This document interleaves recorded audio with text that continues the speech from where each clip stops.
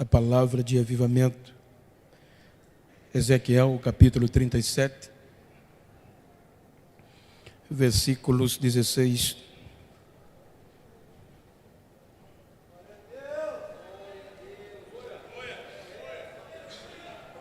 por diante. Tu, pois, ó filho do homem, toma um pedaço de madeira e escreve nele, por Judá e pelos filhos de Israel, seus companheiros. E toma outro pedaço de madeira e escreve nele, por José, vara de Efraim, e por toda a casa de Israel, seus companheiros. E ajunta um ao outro, para que se unam e se torne uma só vara na tua mão. E quando te perguntarem ou te falarem os filhos de teu povo, dizendo, porventura não nos declararás o que significam estas coisas? Tu lhes dirás, assim diz o Senhor Deus, eis que eu tomarei a vara de José, que esteve na mão de Efraim, e das tribos de Israel, suas companheiras, e a ajuntarei à vara de Judá, e farei delas uma só vara, e elas se farão uma só na minha mão. Amém? Queiram tornar os vossos lugares, aqueles que assim podem, por gentileza, enquanto externo a minha gratidão a Deus, por estar entre vós pela primeira vez. E sendo assim, agradeço ao pastor Edgar, presidente da igreja, com a irmã Joyce, como também ao pastor Silvio, pastor Salvador, com as suas respectivas famílias. Em nome deles, externo a minha gratidão e reverência a todo o ministério e a esta igreja. Quero agradecer a Deus pela vida do presbítero Uriel, coordenador desse trabalho, pela receptividade, pelo carinho desde a minha chegada, com o irmão Valci. Que Deus os recompense, como também revendo alguns amigos, agradecendo a Deus pela vida do pastor Marcos Aurélio, muito bom revê-lo, e em seu nome, externo a minha gratidão a todos os possíveis pastores que estejam entre nós, de regiões adjacentes, como também comitivas. Que Deus os abençoe. Agradeço por ouvir mais uma vez, meu amigo Adiel. Somos nordestinos. E enchi a boca de água quando vim, passando pelo canavial, deu uma vontade de chupar a cana danada. Queridos, eu quero tomar por base esse texto para trazer a mensagem conciliando ao tema Avivados até que ele venha. Quando nós observamos o texto bíblico, obviamente que os irmãos hão de acompanhar biblicamente, pois eu vou falar de Bíblia. Quando nós analisamos o capítulo 1 do Gênesis, nós vamos observar o início da criação no contexto humano. O capítulo 2 traz o ápice da criação de Deus, quando Deus cria o homem. O ser humano é criado de forma diferente. O ser humano é o único ser criado por Deus com poder de raciocínio, com direito de adoração. O ser humano se torna o ápice da criação de Deus, e no capítulo 2, versículo 8, Deus planta um jardim, lugar de adoração, chama-o de Éden e põe o homem lá. Então os irmãos observem que no capítulo 2 começa um relacionamento íntimo, um relacionamento vivo, porque avivamento é estar vivo entre o homem e Deus. O homem se tornou alma vivente e agora vai vivenciar os mistérios de Deus. A Bíblia diz que todo final do dia tinha culto no Éden. Todo final do dia tinha relacionamento entre Deus e a criatura. Relacionamento íntimo, onde Deus o criou para ele viver eternamente. O ser humano foi criado perfeito por Deus para nunca morrer. Porém, Deus o adverte para o obedecer.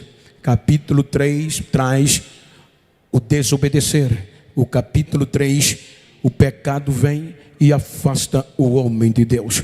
Capítulo 3, o homem é destituído da glória de Deus e perde o direito de vida eterna. Então todo relacionamento entre o homem e Deus é cortado. E quando nós analisamos o capítulo 4 do Gênesis, vamos começar a ver a consequência do pecado. O capítulo 5 do Gênesis, vamos deparar com a genealogia de Adão. E o capítulo 6, o caos de forma generalizada. A epígrafe do capítulo 6 mostra degradação geral do gênero humano, quando o ser humano, em sua totalidade, o pecado vence. Quando o pecado vence, então Deus é provocado a desistir do ser humano.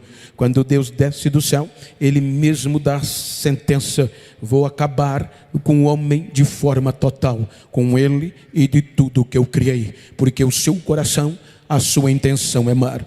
Então o capítulo 6 vem a sentença. Então o capítulo 7 vem o contexto do dilúvio. Porém, o capítulo 6, quando tudo tinha assinado sendo para Deus desistir do homem, a graça vem e poupa 8 seres humanos. A graça é o favor imerecido. O capítulo 7 traz o teor do dilúvio. E o capítulo 8 vem um recomeço.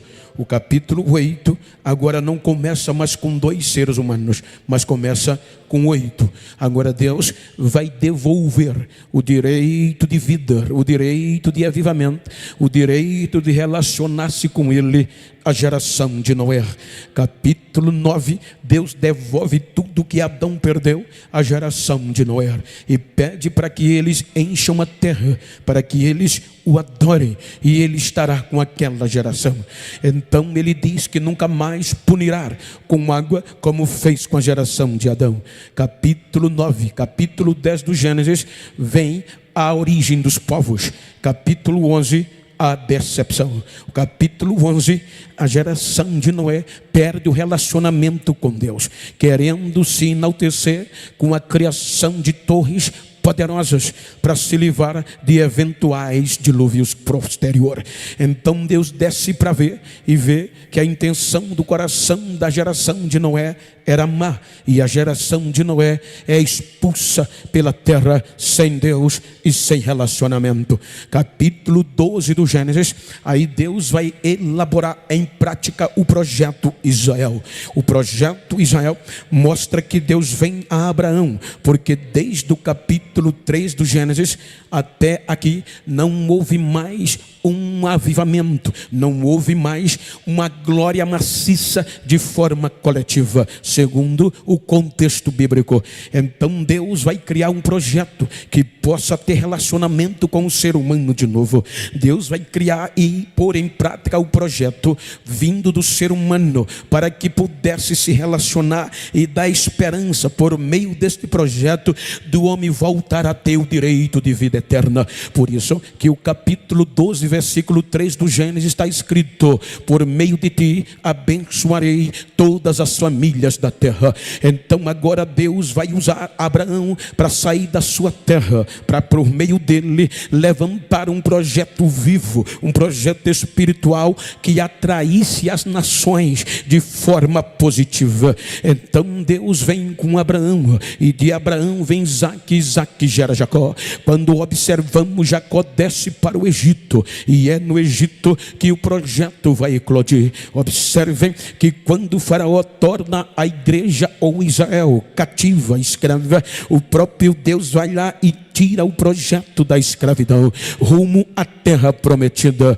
Quando nós analisamos o livro do Êxodo, capítulo 14, este povo sai. Quando nós observamos capítulo 24 do Êxodo, Deus faz uma aliança com este povo. Assim que este povo sai do Egito, aí Deus quer uma aliança, mas uma aliança de relacionamento, que Deus pudesse ser adorado e o ser humano pudesse pudesse ter vida em Deus. Então era um projeto perfeito, um projeto indestrutível, um projeto indestrutível pela sua perfeição.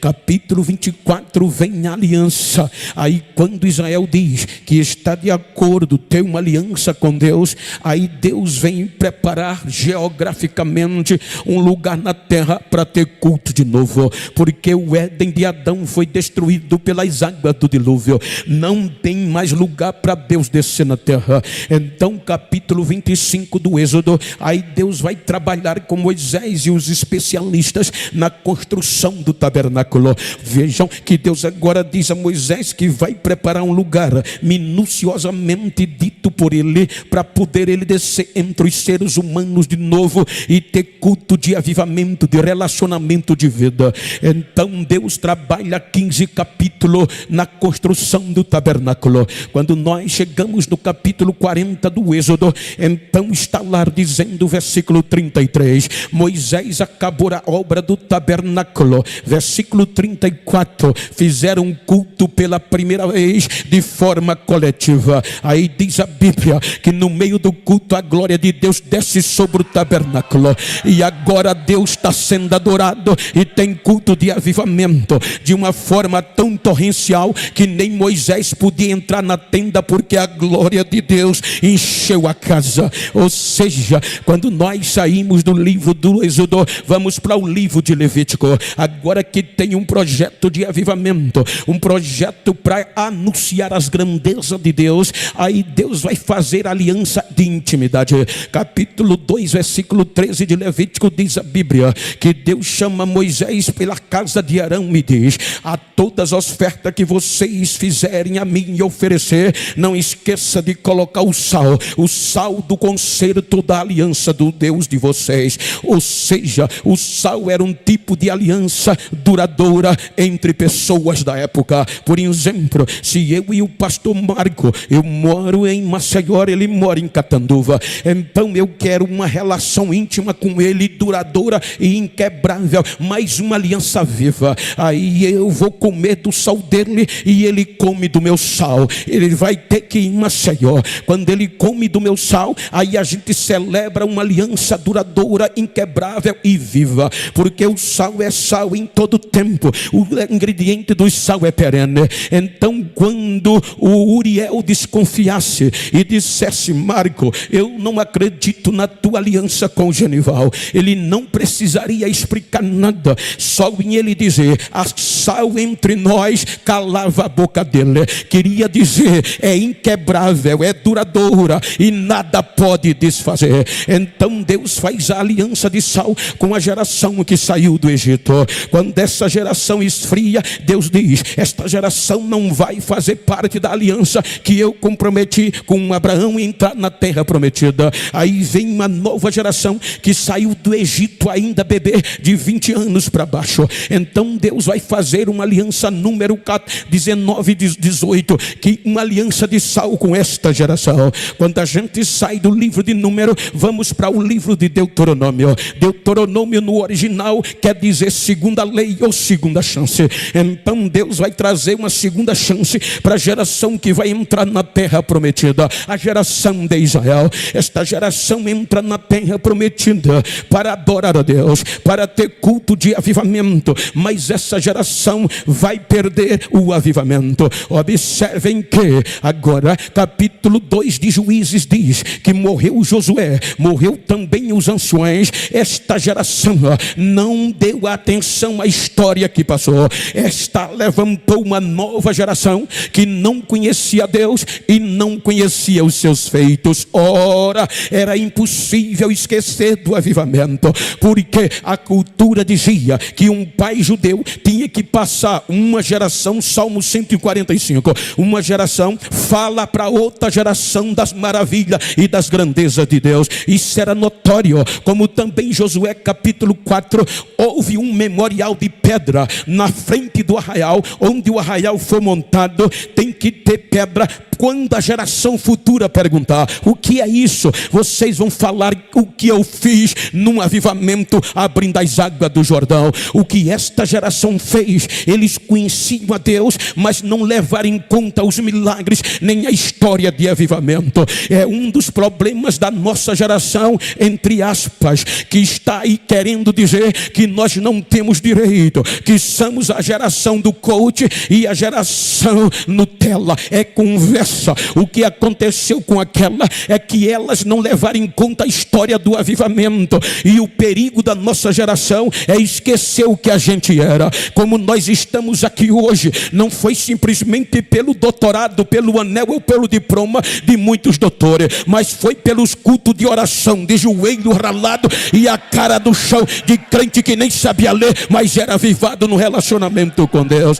Esta geração termina no capítulo 4 de 1 Samuel, e acabou.